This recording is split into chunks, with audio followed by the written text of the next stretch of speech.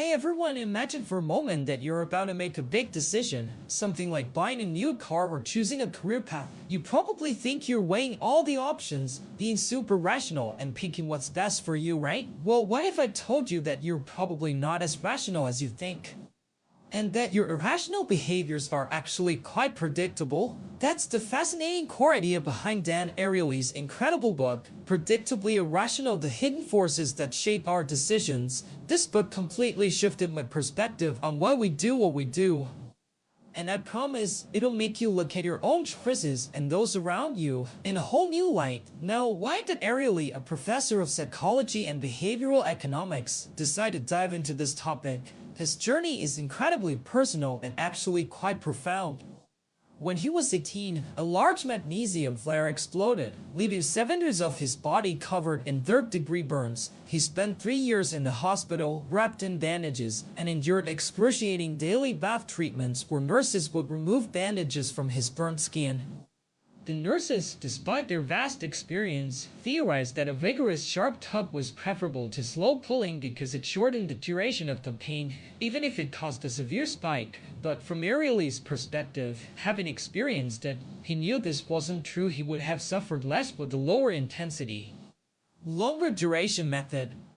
He realized that even experienced professionals could be fundamentally wrong about something so basic, and that their perceptions were biased and not altered by experience. This tragic accident and his subsequent observations as an outsider sparked his lifelong curiosity about what really influences our decisions, as opposed to what we think influences them. He dedicated his research to understanding why we make systematic mistakes again and again, even without being able to learn much from our experiences. Ariely argues that standard economic theory, which has shaped much of our thinking, assumes we're all perfectly rational, like Shakespeare's noble and reasoned Hamlet. This view suggests that we compute the value of all options and always choose the best path, but behavioral economics, the field Ariely operates in, challenges this. It posits that we're predictably irrational.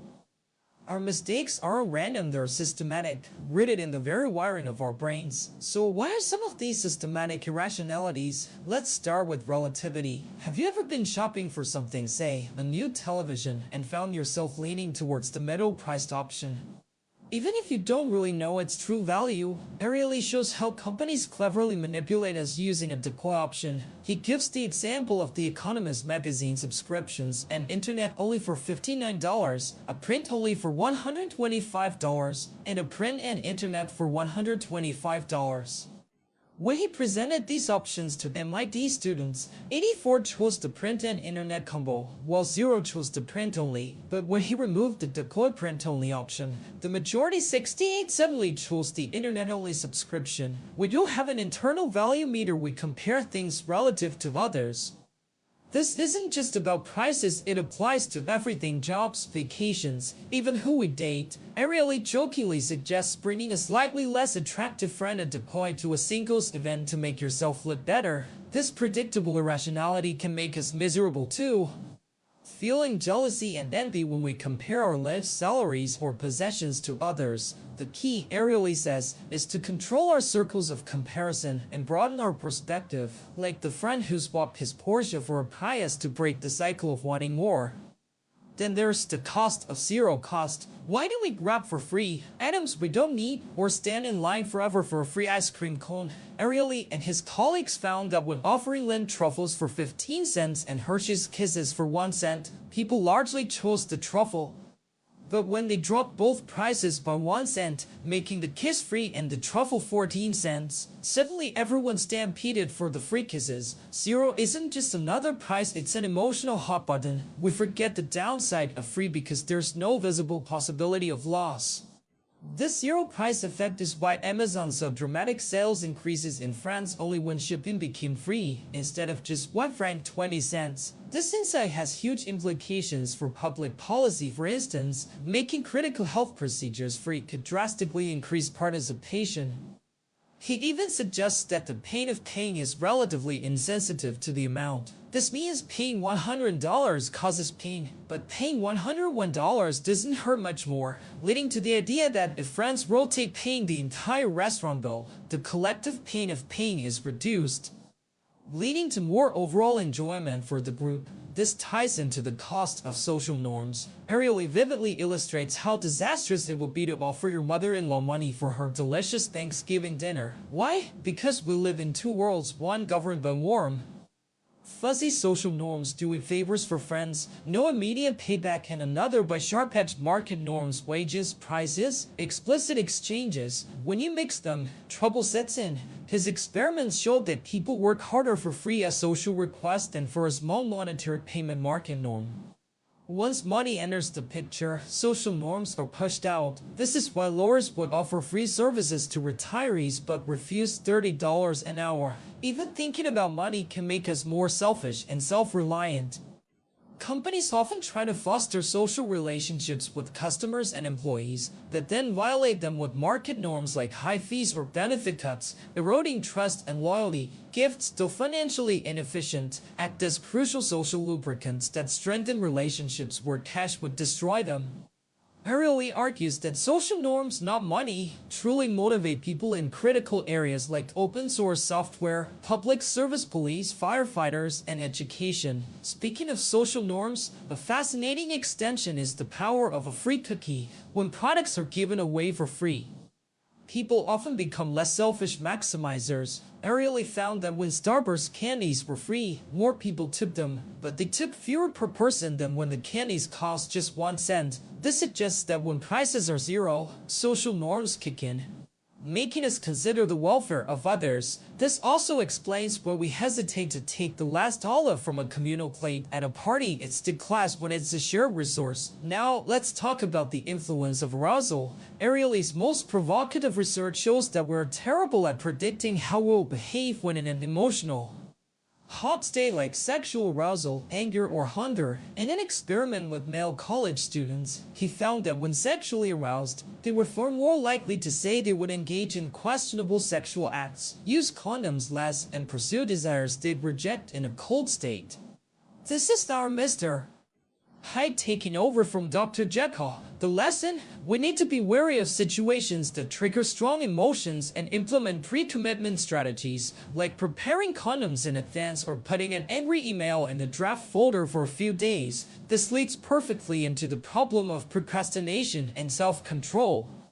We've all struggled with immediate gratification over long-term goals, dieting, saving, exercising. Ariely's classroom experiments showed that students with firm dictated deadlines achieved the best grades, while those with no deadlines performed the worst. Students who set their own deadlines pre-commitment did better than those with no deadlines, but still not as well as those with externally imposed ones, suggesting we might not fully understand our own procrastination tendencies. The solution isn't always external control, but creating self-control mechanisms. This could be automatic paycheck deductions for savings, or even the ice glass method for credit cards, freezing your card in a glass of water to delay impulsive purchases. He even describes how simplifying complex car maintenance into bundled, scheduled events like Honda did, and later Ford dramatically reduced customer procrastination. Then there's the high price of ownership. We tend to overvalue what we own. In an experiment with Duke basketball tickets, students who won a ticket demanded about $2,400 for it, while those who didn't win were only willing to pay around $170. This endowment effect happens because we fall in love with what we have, focus on what we might lose the experience of owning it, and mistakenly assume others see its value the same way we do. The IKEA effect, feeling more ownership for things you've assembled yourself, is another example. This also explains why trial promotions or 30-day money-back guarantees are so effective. Once we take something home, we feel ownership, and the thought of losing it is painful. Ariely's personal anecdote about overvaluing his renovated Cambridge home when selling it perfectly illustrates this. Another captivating irrationality is our tendency for keeping doors open. We feel an irrational compulsion to maintain as many options as possible, even when it's costly or distracting. Ariely created a computer game where players earn money by clicking in virtual rooms. Some doors would disappear if not visited within a certain number of clicks. Participants wasted clicks and earned less money trying to keep all doors open, even when it was clearly inefficient. This fear of loss of an option drives us to spread ourselves too thin. Whether it's overscheduling our kids, struggling with career choices, or prolonging dying relationships, the solution, though difficult, is to consciously close some doors to commit and focus on what truly matters. What about the effect of expectations? Our expectations don't just influence our perceptions, they can profoundly alter our actual experience.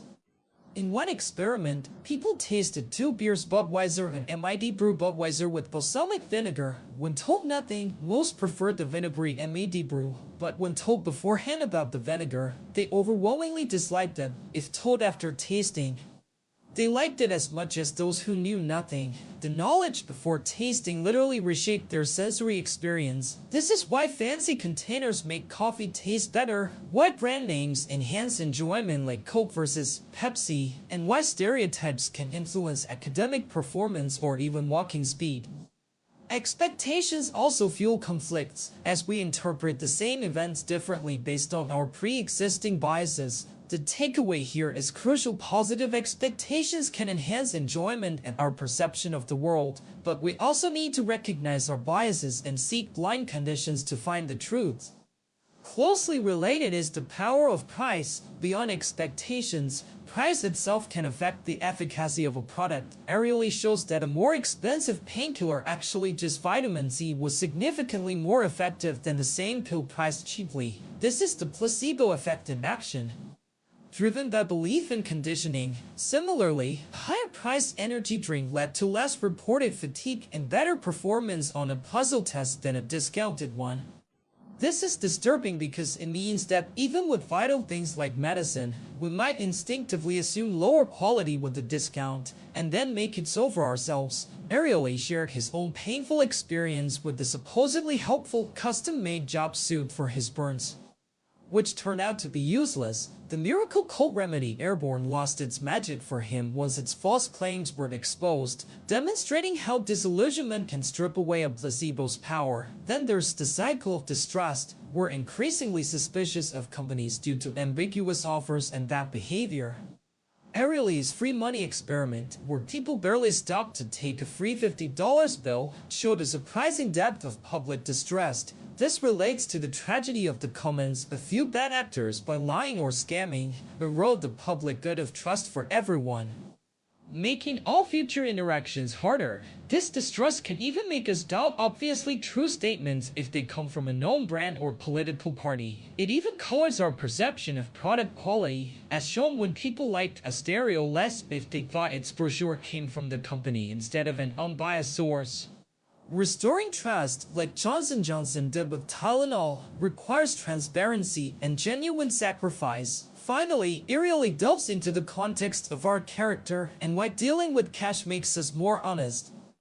He argues that while outright criminals make cost-benefit analyses, most honest people will still cheat just a little bit when given the opportunity, even if they can't get caught. This small amount of cheating is regulated by our internal moral compass, our superego. However, moral reminders like recalling the 10 Commandments or signing an honor code statement can eliminate cheating altogether. The crucial insight: dishonesty increases dramatically when it's one step removed from cash. Irrational found that Cokes disappeared quickly from a communal fridge, but dollar bills remained untouched. In another experiment, students cheated twice as much when paid with tokens redeemable for cash seconds later compared to direct cash, because the tokens created a buffer that made the dishonesty feel less real. This explains common behaviors like exaggerating insurance claims, wardrobing wearing clothes and returning them, and fudging expense reports. As our society moves away from physical cash towards electronic transactions, this tendency to rationalize dishonesty when it's one step removed becomes even more worrisome. The book closes with the idea of beer and free lunches. Irrational observed that when people order drinks out loud in a group, they tend to choose different items from their friends, even if they'd prefer something else, just to assert their individuality. This leads to less satisfaction with their choice. Ordering privately, or ordering first, results in higher enjoyment. This highlights that our decisions are often influenced by social dynamics, not just personal preferences. So what's the big takeaway from all this? Irrational says that we're often pawns in a game whose forces we largely fail to comprehend. We underestimate the powerful influences of emotions, relativity, social norms, ownership, expectations, and the nature of currency on our choices. This might sound a bit depressing, right? But here's the silver lining: because our irrationality is predictable, it means we can actually do something about it. This is the concept of free lunches in behavioral economics. Unlike standard economics that says there are no easy wins, behavioral economics suggests that by understanding our systematic mistakes, we can develop strategies, tools, and methods to help us make better decisions and improve our overall well-being. Think about that self-control credit card aerially envision, or the save more tomorrow retirement plan. These are simple nudges or structures that can help us overcome our inherent human shortcomings and lead to better outcomes. Ultimately, this book is a call to action. It urges us to become more aware of our vulnerabilities, to question our ingrained behaviors, and to be more vigilant in moments of temptation. It's about accepting that our minds present us with a filtered version of reality, and that this understanding is the first step towards making smarter choices in our personal lives, our businesses, and even in public policy. It's a journey into self-discovery, and one that promises practical benefits for a more satisfying and fulfilling life. If you've ever wondered why you do the things you do, or why others seem to act illogically, this book provides incredibly insightful and often amusing answers. I highly recommend picking it up. It's genuinely a game changer.